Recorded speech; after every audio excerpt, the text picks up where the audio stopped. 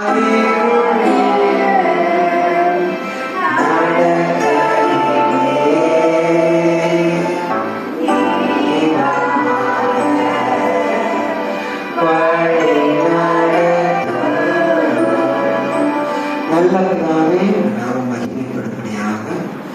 சமூகத்தில் இருக்கிறோம். உங்களுடைய வேதம் எங்கள் மன மகிழ்ச்சி. உங்களுடைய வேதம் எங்களுக்கு தீவிரமாக இருக்கிறது. உங்களுடைய வேதம் எங்களுக்கு அதுவே உங்களுடைய சமூகத்தை நெருங்கி கட்டி சேர்க்கிற நல்ல மகிமை பொருந்திய அன்றுவரே ஒருங்கிணைப்பாயிருக்கிறது. எங்களோடு இடைபடுகிறான். எங்களுக்கு ஞானே தரப்படியாக எங்கள் இதயத்தை திறந்திருக்கோம். இயேசுவின் நாமத்தில் ஜெபிக்கிறோம். நல்ல பிதாவே. ஆமென். கரங்களை தட்டி எல்லாம் கர்த்தரை ஸ்தோத்திரம் பண்ணுங்க. ஸ்தோத்திரம் ஸ்தோத்திரம் ஸ்தோத்திரம். வாசிக்கலாம் சங்கீதம் புஸ்தகம் 50வது சங்கீதம் 23வது வசனங்களை வாசிக்கலாம். ஸ்தோத்திர பலியிடுகிறவன் என்னை மகிமைப்படுத்துகிறான். தன் வழியை செவ்வாய்ப்படுத்துகிறவனுக்கு தேவனுடைய ரட்சிப்பை வெளிப்படுத்துவேன் என்று சொல்லுகிறார். சொல்கிறார். தன் வழியை செவ்வாய்ப்படுத்துகிறவனுக்கு, தன் வழியை சீர்படுத்துகிறவனுக்கு, தன் வழியை சரிப்படுத்துகிறவனுக்கு அவர் என்ன செய்யறாரோ, தேவனுடைய ரட்சிப்பை, தேவனிடத்திலிருந்து வரக்கூடிய விடுதலை, தேவனிடத்திலிருந்து வரக்கூடிய மகிமையை என்ன செய்வாரு, அவர் வெளிப்படுத்துவார். நீதிமொழிகள் 4 எழுதியிருக்கிறாரு. மனுஷனுக்கு செம்மையாய் தோன்றுகிற வழிகள் உண்டு, அது மரண வழிகள். மனுஷனுக்கு செம்மையா தோன்றுகிற வழிகள் என்ன உண்டு, அது எங்க நோக்கி போகுதான், மரண வழிகள். ஆண்டவர் சொல்றாரு, தன் வழியை செவ்வாய்ப்படுத்திக் கொள்கிறார். தன் வழியை செவ்வாய்ப்படுத்திக் கொள்கிறார். அப்ப இந்த ஆசாபின் சங்கீதம் தேவனுடைய நியாய விசாரிப்பை குறித்து என்ன செய்யப்பட்டிருக்குன்னா எழுதப்பட்டிருக்கிறது. ஆசாபின் சங்கீதம் எதை குறித்து எழுதப்பட்டிருக்குது, தேவனுடைய நியாய விசாரிப்பு நாளை குறித்து என்ன செய்யப்பட்டிருக்குது, எழுதப்பட்டிருக்குது. நீங்க வாசிக்கலாம். 1வது வசனத்தை வாசிங்க. வல்லமையுள்ள தேவனாகிய கர்த்தர் வசனித்து சூரியன் உதிக்கும் திசை தொடங்கி அது அஸ்தமிக்கும் திசை வரைக்கும் உள்ள பூமியை கூப்பிடுகிறார். பூமி பூர்ண வடிவ சீயோனில் தேவன் பிரகாசிக்கிறார். நம்முடைய தேவன் வருவார். மௌனமாகிறார். அவருக்கு முன் அக்கினி பட்சிக்கும். அவரை சுற்றிலும் மகா புசல் கொந்தளிப்பால் இருக்கும். அவர் தம்முடைய ஜனத்தை நியாயம் தீர்க்க உயர இருக்கும் வானங்களையும் 6வது வசனம், வானங்கள் அவருடைய நீதியை அறிவிக்கும். தேவனே நியாயாதிபதி. வழியில சொல்லுங்க பார்க்கலாம். தேவனே யாரு, நியாயாதிபதியாக இருக்கிறார். தேவனே நியாயம் தீர்க்கிறவராக இருக்கிறார். இப்ப நியாயாதிபதி வருகிறார். யார் வரா, நியாயாதிபதி வருகிறார். எதற்கு வருகிறாரு, நியாயம் விசாரிக்க வருகிறார், நியாயம் தீர்க்க வருகிறார்.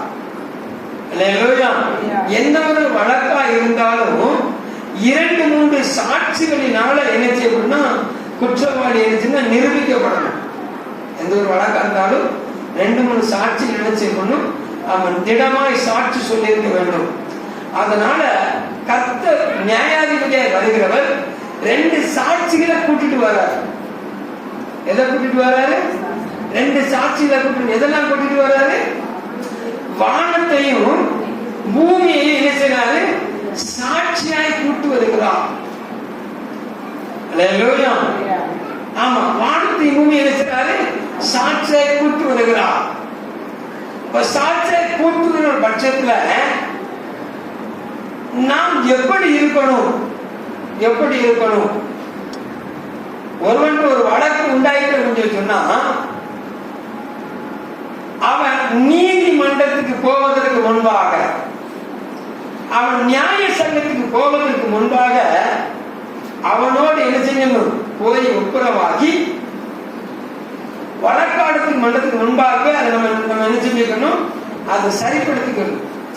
வழக்காடு மன்றத்துக்கு போயிட்டு அப்படின்னா அங்க ஜட்ஜ்மெண்ட் ஆயிரும். என்ன உண்டாயிரும்? ஜட்ஜ்மெண்ட். அங்க சட்டத்தின்படி தான் பேச முடியும். நல்லவர் வழக்காடு மன்றத்துக்கு போறதுக்கு மேலே ஒருத்தன் போய் ஆமா அந்த வழக்கு சாட்சி சொல்லுவாங்க. ஆமா, சாட்சிக்காரன் காலில் விழுகிறத விட சண்டைக்காரன் காலில் விழுந்துட்டுனா உடனே முடிஞ்சிடும், வழக்கு முடிஞ்சிடும். வழக்கு முடிஞ்சிடும். ஒரு வழக்கை சரிப்படுத்துறதுக்கு 1000 சாட்சியை கூப்பாங்க. நீ வந்து பேசு, நீ வந்து பேசு. ஆமா, இவங்க விழுந்து பேசுவாங்க, அவங்க விழுந்து பேசுவாங்க. பேச வேண்டிய ஆள் யாரு? எதிராளி. அவன்கிட்ட போய் எப்படி ஆயிட்டு காரியம் இப்படி ஆயிட்டு என் மேல தப்பு இருந்தா நீ மன்னிச்சுக்க, உடனே நான் மன்னிக்கிறேன், முடிஞ்சு வச்சுக்காத. என்ன செஞ்சு போச்சு? முடிஞ்சு போச்சு. அதை விட்டுட்டு அவனை குடி, இவனை குடி, அதை குடி, இதை குடி அப்படின்னா நம்ம கால விரயமாகும், காசு விரயமாகும். கடைசியில தீர்ப்பு வரும்போது மிகவும் பயங்கரமா இருக்கும். அப்போ நீங்க சொல்லுங்க பாருங்க, இயேசு கிறிஸ்து வரப்போறாரு. வர்றதுக்கு முன்னால அவர் நியாய விசாரிக்க வருவதற்கு முன்பாக, அவர் நியாயத்திற்கு வருவதற்கு முன்பாக நம்முடைய வழிகளை சிறைப்படுத்திக் கொள்ளணும். எதை சிறைப்படுத்திக்கணும்? நம்முடைய வழிகளை சிறைப்படுத்திக்கணும். ஆண்டவர் சொல்றாரு, வழியை சிறைப்படுத்துறதுக்கு அவர் ஒருபோது கைவிட்டு வாங்க மாட்டார். அங்க சொல்றாரு பாருங்க, 9, 10, 11, 12 வசனம் சொல்லப்பட்டிருந்து, உன் வீட்டிலிருந்து காளைகளையும் உன் தொழுவிலிருந்து ஆட்டுக்கடாக்களையும் நான் வாங்கிக் கொள்வதில்லை. சகல நாட்டு ஜீவன்களும் பர்வதங்களில் 1000 திரிகிற மிருக ஜீவன்களும் என்னுடையவர்கள். மலைகளில் உள்ள பறவைகள் எல்லாம் அறியேன், வெளி நடமாடுகள் எல்லாம் என்னுடையவர்கள். நான் பசியாக உனக்கு சொன்னேன், பூமி அது நிறைவும் என்னுடையவர்கள். நான் எதிரில் மாம்சம் குசித்து ஆட்டுக்கடலை ரத்தம் குடிப்பேனோ சொல்றாரு. ஞாயிற்றுக்கு வரப்போறாரு. ஞாயிற்றுக்கு வரப்போது சொல்றாரு, உன் பள்ளிகளை நிமித்தம் நான் நினைச்ச மாட்டேன், நான் கடிந்து கொள்ள மாட்டேன். உன் தகன பணிகள் எப்பொழுது எனக்கு முன்பாக என்ன செய்து இருக்குது? உன் தகன பணிகள் எப்பொழுது என்ன செய்து எனக்கு முன்பாக இருக்குதுன்னு சொல்லிட்டு சொல்றாரு. வானத்துக்கு கீழே தெரிகிற எல்லா மிருக ஜீவன்களும் என்னுடையவைகள். நல்லவர். அப்போ ஆண்டவருக்கு காணிக்கை கொடுத்துட்டோம் அப்படின்னு சொன்னா ஆண்டவர் வரக்கூடிய ஜட்ஜ்மெண்ட்ல என்னை காப்பாத்திடுவாரு. எனக்கு வரக்கூடிய தசமபாகத்தை கொடுத்துட்டோம்னு சொன்னா கர்த்தர் என்ன செஞ்சிருவாரு? நான் செய்யற தப்ப என்ன செய்ய மாட்டாரு, கண்டுக்க மாட்டாரு. நான் சொல்ல விளங்கிதான். ஆலயத்தை கட்டி கொடுத்துட்டோம் அப்படின்னா நான் செய்யற தப்ப என்ன செய்ய மாட்டாரு, கண்டுக்க மாட்டாரு. நான் ஊழியம் செஞ்சுட்டேன் அப்படின்னா நான் செஞ்ச தப்ப என்ன செய்ய மாட்டாரு, கண்டுக்க மாட்டாரு. தப்பான எண்ணம். நான் சொல்ல வணங்கிட்டான், தப்பான எண்ணம். நீங்க அப்படி இல்லை.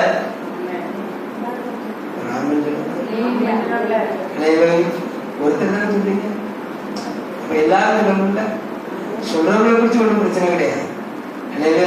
சொல்லாதவங்க ஏன் சொல்ல மாட்டேங்க? ராமன் சொல்லுங்க பார்க்கலாம்.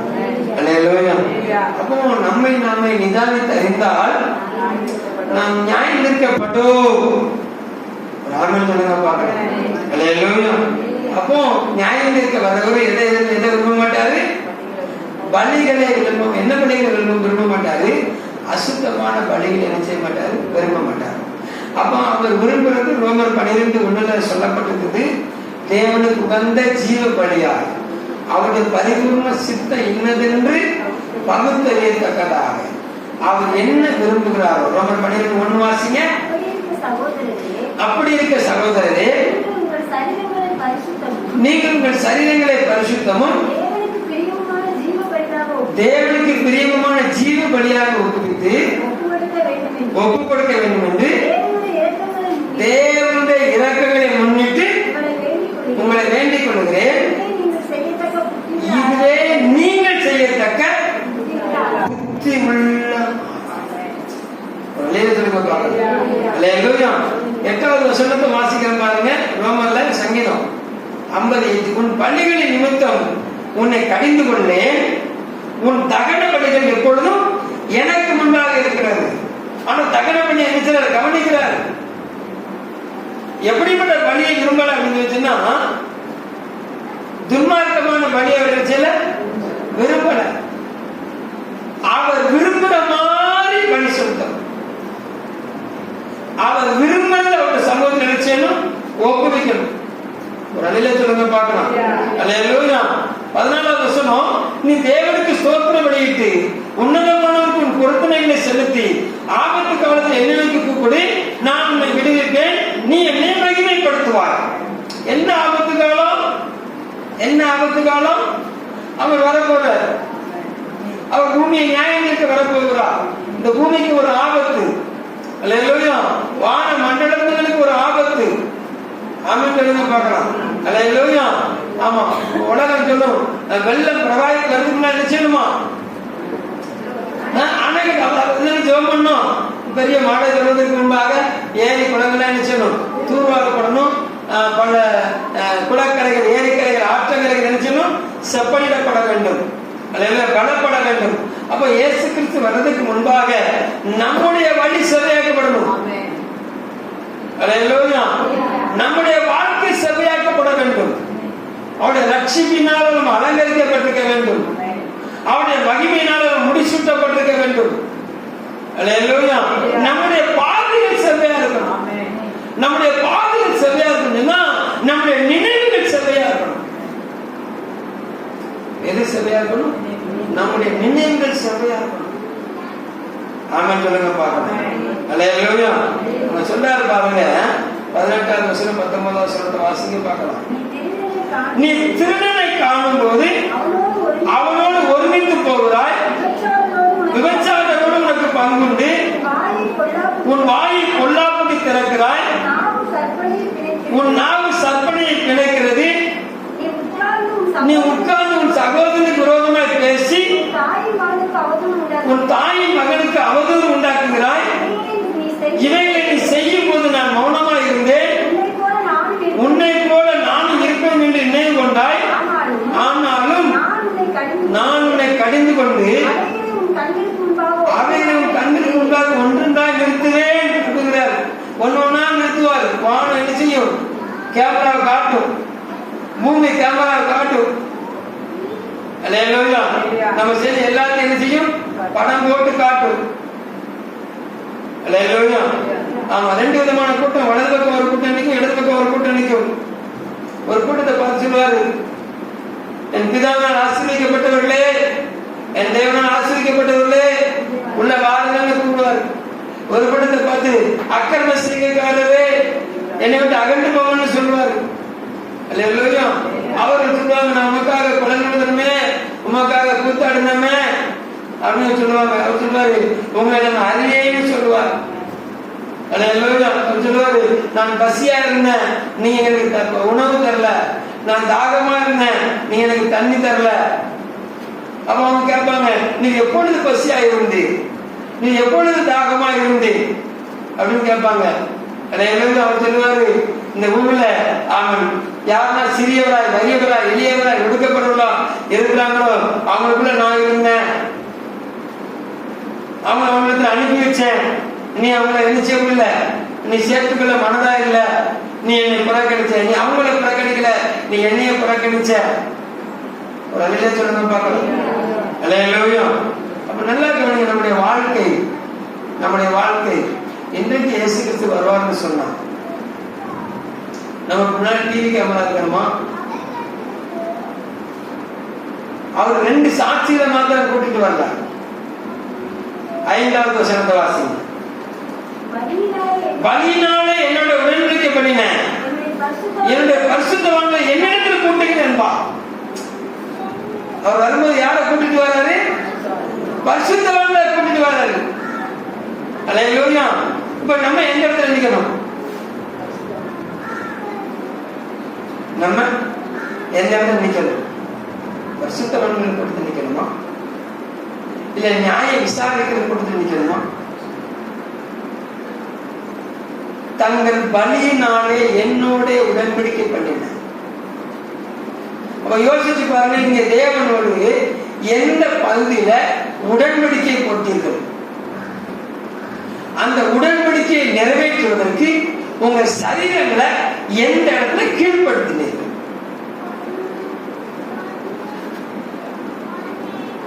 நான் சொல்றது புரியுது? பலியினாலே என்னோட உடன்படிக்கை பண்ணின என்னுடைய பரிசுத்தவான்களை என்னிடத்தில் கூட்டுங்கள். அல்லேலூயா. அப்போ ஆண்டவரே இதை செய்வேன் என்று சொல்லி நீங்க தேவ சமூகத்துல அறிக்கையிட்ட காரியத்தை என்ன செய்யுங்க? நினைவு கூறுங்கள். அது செய்வதற்கு நீங்க செலுத்தின கிரயத்தை நினைவு கூறுங்கள். இப்போ அனனியா சத்ரா 2 பேரும் என்ன செஞ்சாங்கன்னா ஒப்பந்தம் போட்டாங்க. என்ன ஒப்பந்தம் போட்டாங்க? ஆண்டவரே எல்லாரும் நிக்கிறாங்க, எல்லாரும் சமூகத்தை கொண்டு வைக்கிறாங்க, நானும் எனக்கு விற்கிறேன். ஒப்பந்தம் போட்டுட்டாங்க, வித்தாங்க. வித்தவன என்ன வந்துட்டு? ஆசை வந்துட்டு. அல்லேலூயா. பாதி எடுத்துக்கிட்டாங்க, மீதியை கொண்டு போனாங்க. தேவசந்திரம் வைக்கப்பட்ட போது தேவமனிதர் கேட்கும் போது இவ்வளவு தானே கேட்டவங்க என்ன சொன்னாங்க? துணிகரமா துணிகரமா ஆமான்னு சொல்லி இருந்தாங்க, சொன்னாங்க. அல்லேலூயா. அங்க உடனே ஒரு ஜட்ஜ்மெண்ட், அங்க உடனே ஒரு நியாய தீர்ப்பு. அங்க என்ன வச்சது? அங்க எந்த ஒரு சாட்சியும் விசாரிக்கல, அங்க எந்த ஒரு சாட்சி நினைச்சல. யாராச்சும் விசாரிக்க கூப்பிட்டாங்களா? வேத சொல்ல பரிசுத்த ஆவியிடத்தில் போய் சொல்வதற்கு அவ்வளவு துணிகரமா. அது வித்து கையில் வந்தது உன்னுடையப்பா, வித்து கையில் அது யாருடைய இருக்குது? அது அது எல்லாம் உன்னுடையது.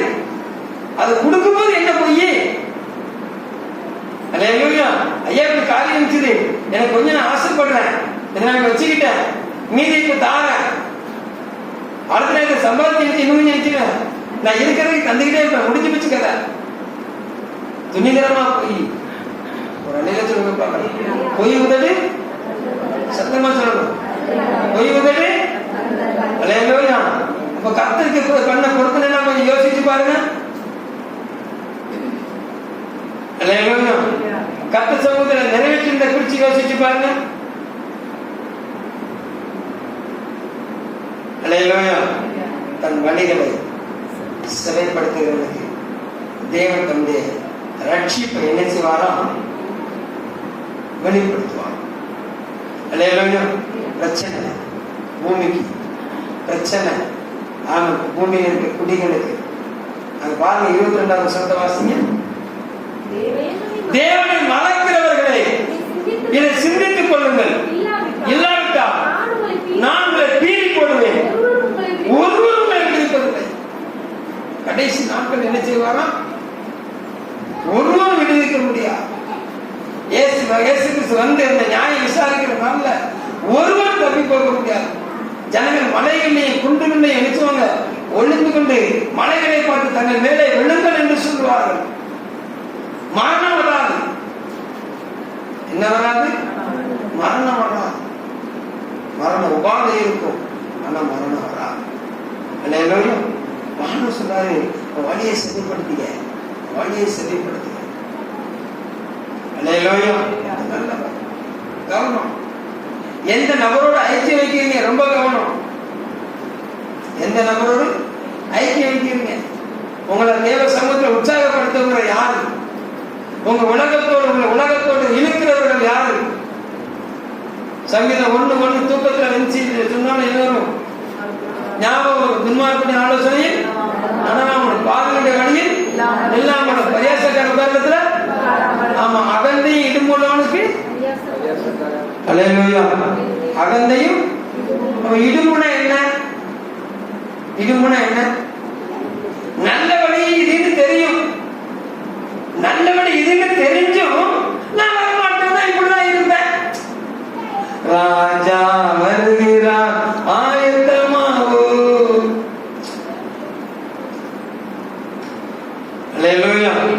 எரேமியால சொல்லுகிறாரு, வழியிலே நின்று பூர்வ பாதை எது எங்கிறது என்ன செஞ்சு ஆராய்ச்சி பாரு.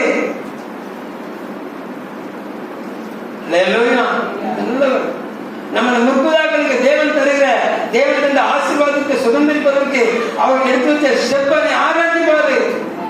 அவர் நடந்த பாதையை ஆராய்ச்சி பாரு. அவர் விழுந்து போன காரியத்தை ஆராய்ச்சி பாரு. அதெல்லாம் ஓஷத்தின் முடி ஓடுவதற்கு நிச்சயாத ஆமன் பார்க்கலாம். இடம் கொடுக்காதீங்க. உங்க மனசு மாம்சமும் விரும்பினதை நிறைவேற்றுவதற்கு நினைச்சாதுங்க, இடம் கொடுக்காதீங்க. ஐயா உறவுகளை பிரியப்படுத்துறதுக்கு இடம் கொடுக்காதீங்க. ஒரு அறிவே சொல்லுங்க பார்க்கணும். உறவுகளை பிரியப்படுத்தி ஒன்னும் சாதிக்கப்பட போறது கிடையாது. அல்லேலூயா. என்னையும் உங்களையும் கவர்ந்து கொண்டு விரும்புகிற இயேசு கிறிஸ்துவை பிரியப்படுத்தி வாழணும். ஒரு நிலையா சொல்லுங்க பார்க்கணும். என்னையும் உங்களையும் சுதந்திரிக்க விரும்புகிற இயேசு கிறிஸ்துவை பிரியப்படுத்தி வாழணும். ஒரு நிலையா சொல்லுங்க பார்க்கணும். அல்லேலூயா. அப்போ தேவனிடத்து தேவனை மறக்கிறவர்களே அப்படின்னா தேவனோடு போட்ட ஒப்பந்தத்தை மறக்கிறவர்களே, தேவனுடைய கற்பனைகளை மறந்தவர்களே. உங்களை குறித்து சொல்லல, மறந்தவர்களை குறித்து பேசிக்கிட்டு நீங்க மறக்கல, மறந்துடாதீங்கன்னு சொல்லுங்க. ஒரு நிலை சொல்லுங்க பார்க்கணும். நீங்க பத்திரமாத்து தங்குங்க, முத்திரை போட்ட முத்திரிக்கப்பட்டவர். அதனால உங்க வழிகள் தேவ சமூகத்தை நின்று அதனால தங்கச்சி, என் சகோதரி, என் தாயே, ஒரு நிலைய சொல்லுங்க பார்க்கணும். இன்றைக்கு இயேசு கிறிஸ்து வருவார் என்று சொன்னான். நீ அவருக்கு பண்ணின பொருத்தனை எல்லாம் நிறைவேற்றிய கொஞ்சம் யோசிச்சுப்பார். நல்லவர். அவர் யாரை கூட்டி சேர்க்க போறாரு? பலியினாலே என்னோட உடன்படிக்கை பண்ணின என்னுடைய பரிசுத்தவான்களை என்னிடத்தில் கூட்டுங்கள்.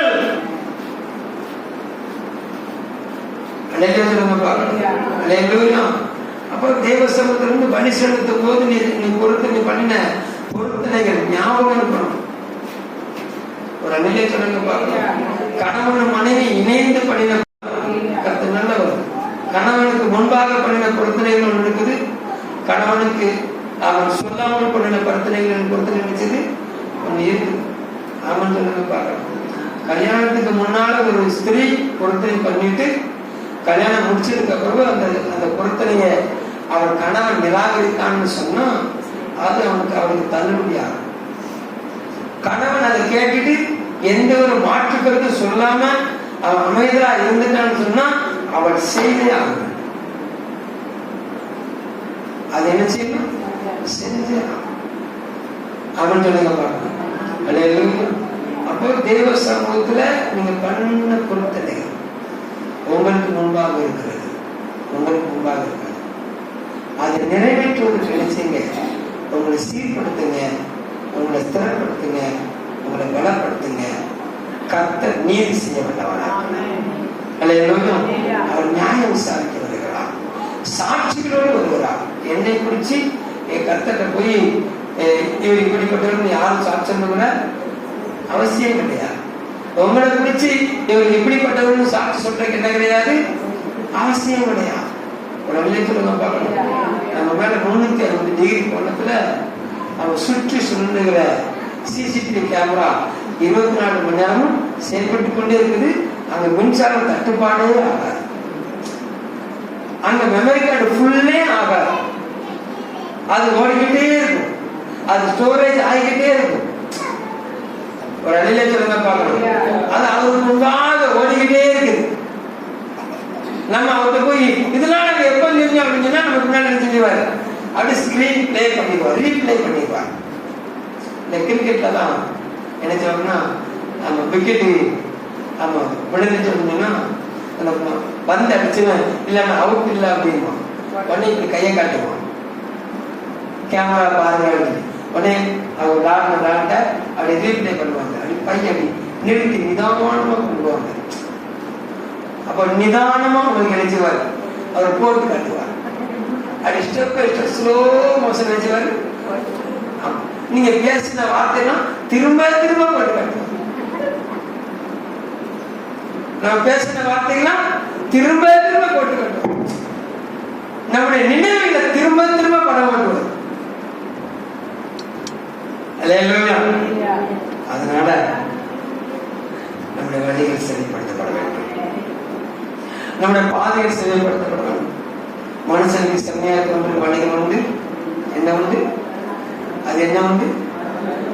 பக்கத்துல கையை பிடிச்சு சொல்லுங்க, உங்களுக்கு பிரியமான வழின்னு ஓடாதீங்க, உங்க சொந்தக்காரங்களுக்கு பிரியமான வழின்னு ஓடாதீங்க, உங்க மாம்சத்தை பிரியப்படுத்தி ஓடிடாதீங்க. கர்த்தரை பிரியப்படுத்துவதற்கு உங்க மாமிசத்தை தேவ சமூகத்துல சுகந்த வாசனையா விட்டு கொடுங்க. விட்டு கொடுத்தத செயலாக்கத்துக்கு கொள்ளுவாங்க. அவர் வரும்போது அவரோடு வழிகளினால் உடன்படிக்கப்பட்ட பரிசுத்தவான்களை அவரோடு கூட்டிக் கொள்வார்கள். நீங்க அவரோடு கூடி நிற்பீங்க, நீங்க வாழ்வீர்கள். ஆமென். நல்ல பிதாவே, இந்த வார்த்தைப்படி ஒவ்வொருவரையும் நான் வாழ்க்கிறேன். எங்களை அனுபவிக்க ஆராய்ந்து அறிகிறவராக இருக்கு. இன்னும் எங்க வழியை நமக்குள்ளாக நீங்க சீர்படுத்தி பார்த்து அதை நாங்களை செம்மைப்படுத்திக் கொள்ள எனக்கு எங்களுக்கு உணர்வுகளை இருந்து தந்து மகிமைப்படுத்த உதவி செய்கிறார். இயேசு நாமத்தில் செபிக்கிறோம் நல்ல